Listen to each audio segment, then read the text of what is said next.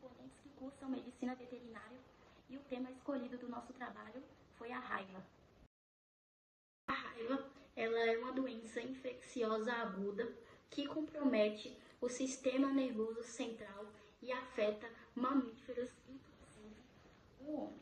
Após a infecção, o vírus ele se propaga pelo sistema nervoso, alcança o cérebro e causa uma inflamação que pode chegar eventualmente à morte. A raiva ela é transmitida principalmente através da saliva de animais contaminados.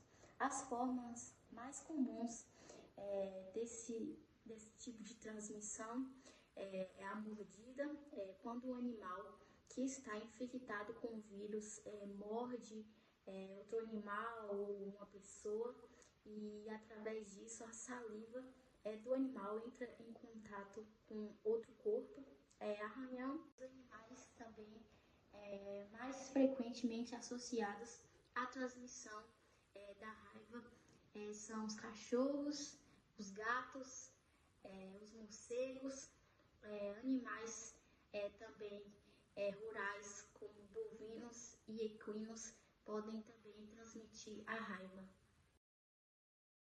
A raiva canina apresenta um período de incubação geralmente de 15 dias a 2 meses.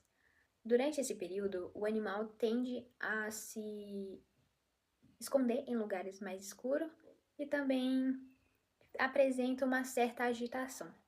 Após esse período, o animal já apresenta sinais de extrema agitação e tendem a morder quem estiver por perto, seja outras pessoas, o próprio tutor ou até mesmo outros animais. E quando conseguem fugir, eles acabam disseminando essa doença para todos que estão expostos a ele. É possível observar o excesso de salivação. Esse excesso de salivação é por causa que ocorre uma dificuldade em deglutir a própria saliva, que é por causa da paralisia nos músculos de deglutição. Ou seja, até as cordas vocais são afetadas e assim o latido do animal se torna mais rouco por causa dessa paralisia. Eles também têm a dificuldade em deglutir água e qualquer outro alimento.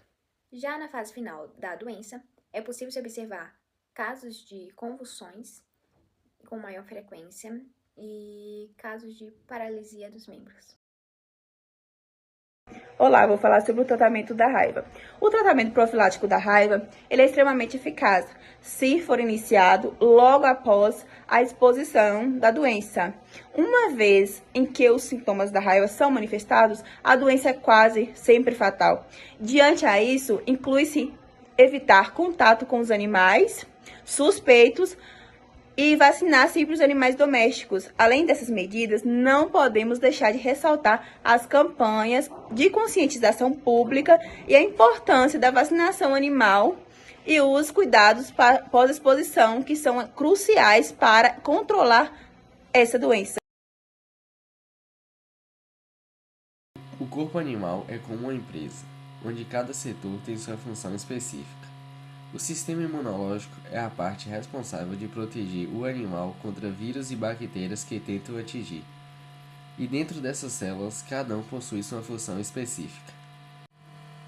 As células que constituem o sistema imune são chamadas de glóbulos brancos, ou leucócitos. Dentro desses leucócitos, há células como os linfócitos, os macrófagos e os neutrófilos, que atuam no bloqueio e eliminação de vírus e bactérias. Dentre eles, os linfócitos são os principais produtores de anticorpos do corpo animal, que são formados por células chamadas imunoglobulinas.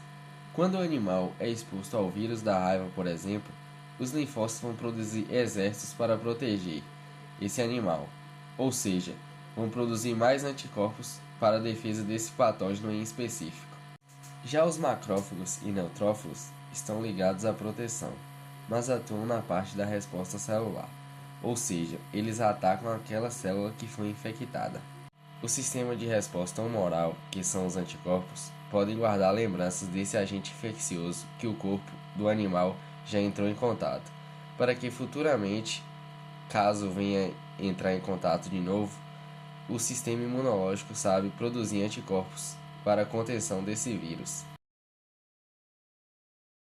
Nosso organismo possui várias formas de defesa contra os micro-organismos causadores de doenças. Esses agentes patogênicos são constituídos por diversas subpartes, sendo uma delas o antígeno. Essa parte do agente patogênico é responsável pela formação dos anticorpos. Quando o corpo entra em contato com um novo antígeno, o sistema imunológico entra em ação para combater o invasor. Quando a doença ainda não é reconhecida pelo corpo, a defesa pode ocorrer de forma lenta, o que torna mais propensa a adoecer. No entanto, a produção de anticorpos para o combate do agente invasor pode ocorrer naturalmente ou com auxílio de medicamentos e vacinas. Quando uma vacina é administrada, o sistema imunológico é ativado. Os componentes da vacina são reconhecidos como estranhos pelo sistema imunológico, desencadeando uma resposta imunológica adaptativa. Essa resposta envolve a ativação de diferentes células do sistema imunológico, como os linfócitos B e T. Os anticorpos são proteínas produzidas pelo sistema imunológico em resposta à presença de antígenos, que são os componentes dos agentes infecciosos, que estão presentes na vacina. Esses anticorpos têm a capacidade de se ligar especificamente aos antígenos, neutralizando e impedindo que eles causem as doenças. Um dos aspectos mais incríveis das vacinas é a capacidade de estimular a memória imunológica.